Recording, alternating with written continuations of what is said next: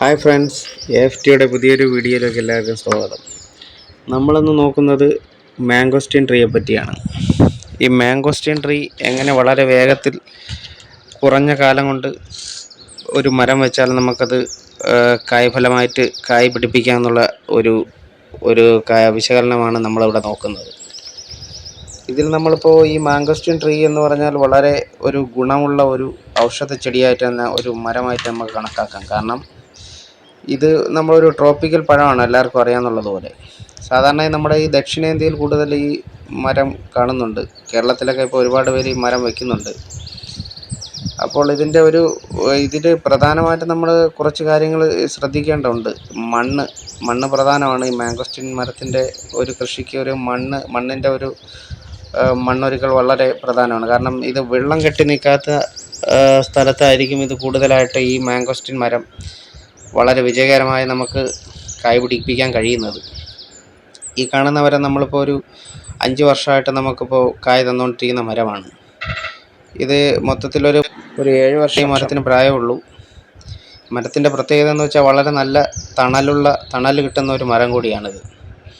ഒരു തണൽ മരമായിട്ട് നടാവുന്നതാണ്. നമുക്ക് അത്യാവശ്യം ഇച്ചിരി ഏരിയ ഉണ്ടെങ്കിൽ നമുക്ക് ഒരു മാംഗോസ്റ്റീൻ ട്രീ നടാം. പിന്നെ ഇതിൽ പ്രധാനമായിട്ടും നമുക്ക് ശ്രദ്ധിക്കേണ്ടതെന്ന് വെച്ചാൽ നല്ല സൂര്യപ്രകാശം അടിക്കുന്ന സ്ഥലത്തായിരിക്കണം ഈ മരം നടേണ്ടത്. ഇപ്പോൾ ഇതിന് ഒരു ഗുണമെന്ന് വെച്ചാൽ വലിയ കീടബാധ ഇതിലേക്കുന്നില്ല. അത് കാരണത്താൽ നമുക്ക് ഈ മരത്തിന് സംരക്ഷിക്കാൻ വളരെ എളുപ്പമാണ്. കീടങ്ങളുടെ ശല്യം വളരെ കുറവാണ്. കാരണം വളരെ തിക്കായിട്ടുള്ള ഇലയാണ് ഇതിലുള്ളത്. അങ്ങനെ ഒരു നല്ല ഗുണവും കൂടെ ഉണ്ട്. ഇത് നമുക്ക് ശരീരത്തിലെ ഒരു ആൻറ്റി ഓക്സിഡൻറ്റും കൂടിയാണ് ഈ ഫ്രൂട്ട്. ശരീരത്തിൽ ഇത് കഴിച്ചു കഴിഞ്ഞാൽ ഒരു ആൻറ്റി ഓക്സിഡൻ്റായിട്ട് വർക്ക് ചെയ്യുന്ന ഒരു ഫ്രൂട്ടാണിത്. ഇത് ആൻറ്റി ഇൻഫ്ലമേറ്ററിയും കൂടെയാണ്. നമ്മുടെ ശരീരത്തിലുള്ള വേദനകൾ എന്തെങ്കിലും ഉണ്ടെങ്കിലും മാറാൻ ഈ ഫ്രൂട്ടിന് സഹായിക്കുമെന്നാണ് പഠനങ്ങൾ തെളിയിക്കപ്പെട്ടത്. ആൻറ്റി ഓക്സിഡൻ്റ് ആയതുകൊണ്ട് വിറ്റാമിൻസ് എല്ലാം ഇതിൽ നല്ല റിച്ചായിട്ടുണ്ട്.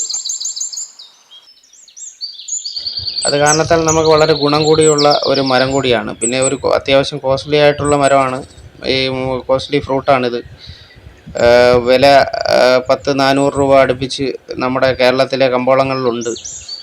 ഇതിൽ പ്രധാനമായിട്ടും നമുക്ക് ഈ മരം കായ്ക്കാൻ വേണ്ടി സഹായിക്കുന്ന കുറച്ച് വളപ്രയോഗങ്ങൾ ഞാൻ പറയാം.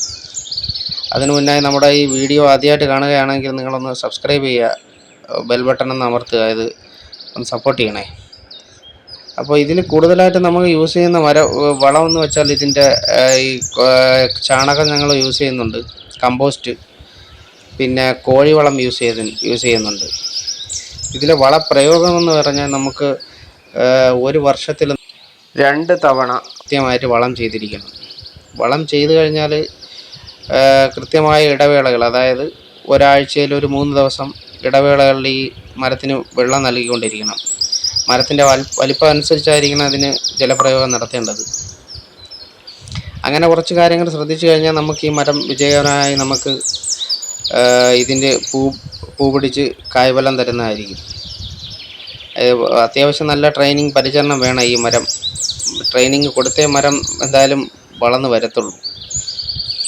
പിന്നെ ഇതിൻ്റെ മൂട്ടിൽ നല്ല രീതിക്ക് പുതയിട്ട് കൊടുക്കണം. അത് ഏത് ഒരു മരത്തിലും അതിൻ്റെ ഇല തന്നെ ആയിരിക്കും ബെസ്റ്റ്.